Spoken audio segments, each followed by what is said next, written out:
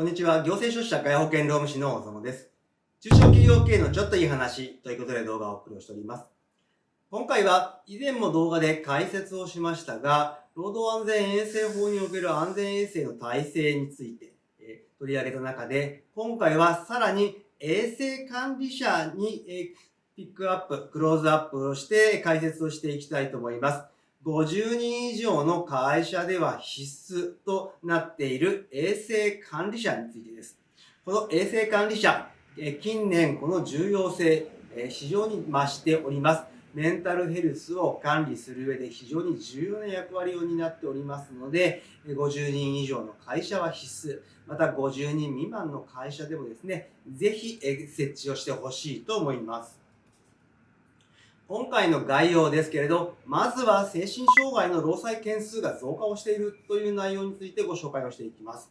そんな中で衛生管理者についてですね、専任の必要な要件、役割について、そして衛生管理者になるためにはどういった免許が必要なのかについて見ていった中で、最後に注意点とまとめという形になります。まずは精神障害の労災件数が増加ということで、こちらの表は精神障害における労災の請求件数を示したものになっております。令和2年から令和6年までになっておりますが、令和2年では2000件ほどの請求でしたけれど、令和6年度においては3700件を超えるほどの請求が出てきているという状況になっております。そして、この精神障害による労災の請求件数増えているんですが、特に多いのが医療、福祉、運輸、郵便の事業という形になっております。これらの業種に関しましては、事故や災害体験目撃、業務に関連した悲惨な出来事を目の当たりにすることが多いということで、精神障害による労災の申請が多いというふうに言われております。そして、労災の件数自体も多いんですが、さらにですね、労働の相談件数、こちらも令和6年度においては120万件高止まりをしている状況が続いておりますけれど、依然1位はいじめ嫌がらせが全体の 17.4% ということで、非常にハラスメント関係、精神的なものを相談として行っている企業が多いという形になっております。こういった中で、この精神的な部分、メンタル部分の管理を受け持つのが衛生管理者と言われる方になります。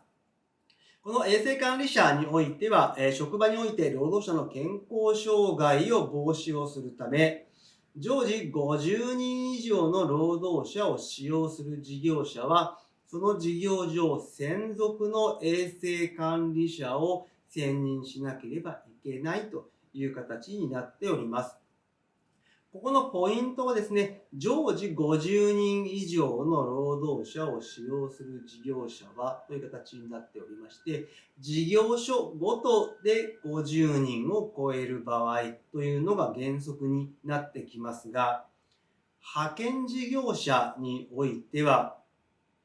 派遣先に行っているので50人以上になっていないという会社もあるかと思いますが、派遣事業の場合は、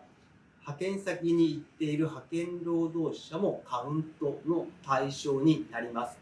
また、派遣労働者受け入れをしている派遣先においても派遣労働者はカウントの対象になります。派遣労働者はダブルカウントになるというところに注意をしてください。また、衛生管理者専属ということになりますので、原則としてその事業所のみに所属しているというのが原則になります。そして選任に関しては14日以内に選任の報告書というのを労働基準監督署に提出する必要があり、違反をすると50万円以下の罰金のみならず、選任をしていない、または業務を行っていないなどの状況で事故等が発生をすると、安全配慮義務違反ですとか、損害賠償の対象になる可能性もあるので注意をしてください。そしてこの衛生管理者の、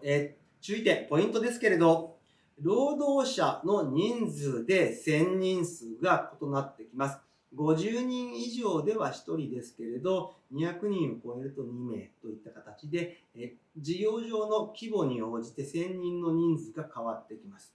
また、衛生管理者の1000人というのは、業種に応じた資格が必要という形になります。詳細は後ほど解説をしていきたいと思います。また、特にですね、有害業務の場合は、衛生管理者の中でもですね、衛生工学衛生管理免許を持った方でなければいけないという形になっているので注意をしてください。そして衛生管理者、どういった業務をするのかと言いますと、こちらはですね、労働者の危険または健康障害の防止の措置、そして衛生教育の実施、また健康診断、こちらは会社の義務になっておりますけれど、健康診断の実施、その他健康の保持増進のための措置、また労働災害防止の原因の調査、再発の防止などを行うということになっておりまして、またこの衛生管理者は専属においては1週間に1回以上事業上、作業上を遵守しなければいけないという形になっております。多くの会社で行っているもう少し具体的な内容についてご紹介をすると、まずはですね、健康診断の結果の報告と対策、そしてストレスチェック、一部の事業場では義務になっておりますが、衛生管理者を選任する事業場では基本的にはストレスチェックの義務の対象となっているはずですので、ストレスチェックの結果とメンタルヘルス対策についてを検討をする。また、長時間労働の状況において、その状況の確認と対策ですね。長時間労働は心身ともに健康を害する可能性がありますので、その対策。また、季節の健康対策ということで、熱中症対策、または花粉症の時期に対する健康対策。熱中症に関しましては、2025年6月からですね、一部の事業場においては、熱中症対策の防止措置義務というのが課されておりますので、やはり衛生管理者の責任も非常にこれから増してくるという形になっております。そして相談件数で一番多い割合を占めているのがハラスメント。このハラスメントに関する対策も行っていただくという形になっておりまして、これらを定期的に報告協議をしていくのが衛生管理者の仕事という形になっております。そして衛生管理者、誰でもなれるわけではありません。この衛生管理者の免許に関しまして大きく3種類ありますけれど、第1種、第2種と衛生工学衛生管理者とあります。こちらに関しまして50人以上の事業所が対象にはなってきますけれど、第2種に関しましては、